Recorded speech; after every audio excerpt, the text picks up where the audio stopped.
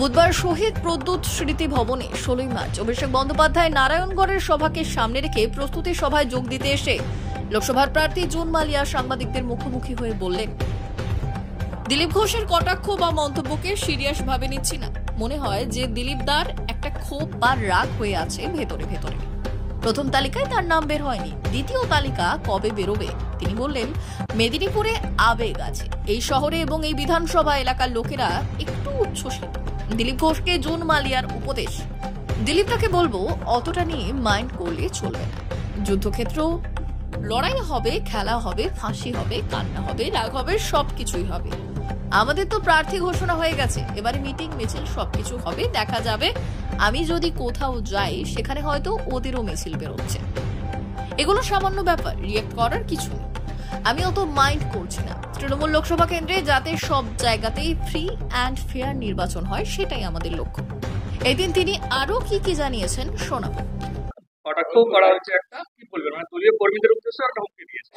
না না, এটা আমি খুব একটা সিরিয়াসলি নিচ্ছি না। আসলে আমার মনে হয় যে দিলীপদার একটা ক্ষোভ বা রাগ হয়েই আছে ভেতরে ভেতরে, কারণ এই লিস্টে তো ওনার নাম বেরোয়, বি লিস্টেও নাম কবে বেরোবে জানি না, বি লিস্ট কবে বার করবে। তো একটা তো মানে মানসিক চাপে আছেন। কিন্তু এইটুকুই বলবো যে মেদিনীপুরে আবেগ আবেগ আছে, আপনারা দেখতে পাচ্ছেন। স্পেশালি আমার এই শহরে, আমার নিজের এলাকাতে তো একটু ছেলে মেয়েরা সবাই খুব উচ্ছ্বসিত, ওয়ার্কার্সরা উচ্ছ্বসিত, এক্সাইটমেন্ট আছে। দিলীপদাকে বলবো যে দিলীপদা অতটা মাইন্ড করলে চলবে না। একটা যুদ্ধক্ষেত্র, লড়াই হবে, খেলা হবে, হাসি হবে, কান্না হবে, রাগ হবে, সবকিছুই হবে। এবং একটা অভিযোগ করা হচ্ছে, কালকে ভাদুতলায় যখন দুর্গাহাটটা করে তখন সেখানে মিছিল করে তৃণমূল, এবং মেদিনীপুরে যখন দুর্গাহাটটা করে আমাদের তো ক্যান্ডিডেট অ্যানাউন্স হয়ে গেছে, তো এবার তো মিছিল মিটিং সবই বেরোবে। আর এরকমও হবে যে একটা সময় হয়তো ও দেখা গেল যে আমি যদি কোথাও যাই হয়তো দেখা যাবে যে ওদের কোনো মিছিল বেরোচ্ছে বা কিছু। আমার মনে হয় না এগুলো খুব সামান্য ব্যাপার, এইসব নিয়ে রিয়াক্ট করা উচিত না।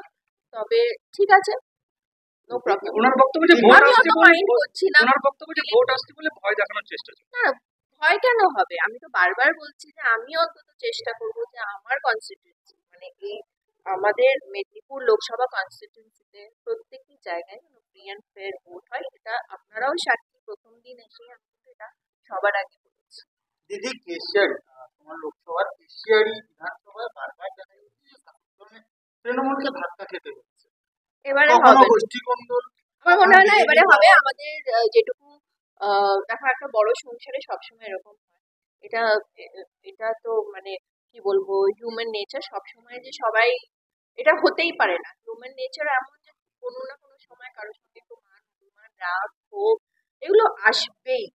কিন্তু আমার মনে হয় যে এগুলো আমরা সব উত্তীর্ণ করে ফেলেছি, এবং আমরা একটা বড় যৌথ পরিবার। এখনই তোমরা দেখবে যে আমাদের সবাই এখানে উপস্থিত হবে। একটু পরেই আমার এই বিধানসভার 6 জন এমএলএ থাকবেন। আমাদের প্রত্যেকটি একদম এমএলএ থেকে শুরু করে আমাদের প্রান্তীয় ডিস্ট্রিক্ট লিডার্স থেকে শুরু করে আমাদের পার্টির ওয়ার্কার্স, পঞ্চায়েত সমিতি থেকে শুরু করে প্রধান, অঞ্চলের প্রধান, ব্লক প্রেসিডেন্ট সবাই কিন্তু আজকে একটু পরেই আমাদের মিটিং শুরু হবে, সেখানে উপস্থিত থাকবে।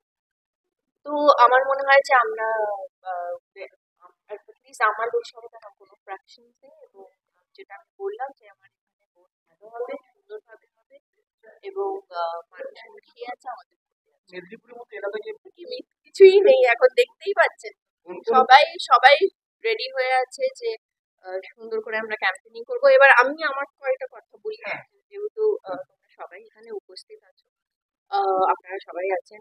প্রথমেই আমি আমার দলনেত্রী মমতা ব্যানার্জি, আমাদের দলের সেনাপতি অভিষেক ব্যানার্জি এবং তৃণমূল কংগ্রেসের প্রত্যেকে যারা আছেন, প্রত্যেকে, পুরো রাজ্য জুড়ে প্রত্যেকে যারা আছেন, আমি সবাইকে অনেক অনেক কি বলবো ধন্যবাদ জানাতে চাই যে এরকম একটা এত বড় দায়িত্ব আমাকে দেওয়া হয়েছে, এবং it's an honour for me যে ওনারা ভেবেছেন, এবং যে আমাকে পার্লামেন্টে পাঠানো যেতে পারে to raise the voice for the people of Bengal. এছাড়াও নেক্সট কয়েকদিনে আমি আমার ক্যাম্পেনিং শুরু করবো। 16 তারিখে নারায়ণগড়ে অভিষেক ব্যানার্জি কিক স্টার্ট করবে ক্যাম্পেন।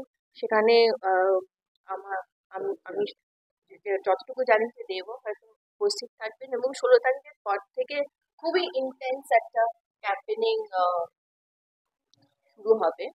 আর এবারে আমাদের ক্যাম্পেনিং হচ্ছে অধিকার অর্জন। আমরা বাংলার অধিকার, বাংলার মানুষকে যেভাবে বঞ্চিত করা হয়েছে এতগুলো বছর ধরে, তার অধিকার অর্জনে আমরা আমাদের সেই যাত্রা শুরু হবে 17 তারিখ থেকে। এবং আপনাদেরকেও নেমন্তন্ন রইল, ইনভিটেশন রইল আমার তরফ থেকে। আপনারা প্লিজ আমার সঙ্গে আসবেন।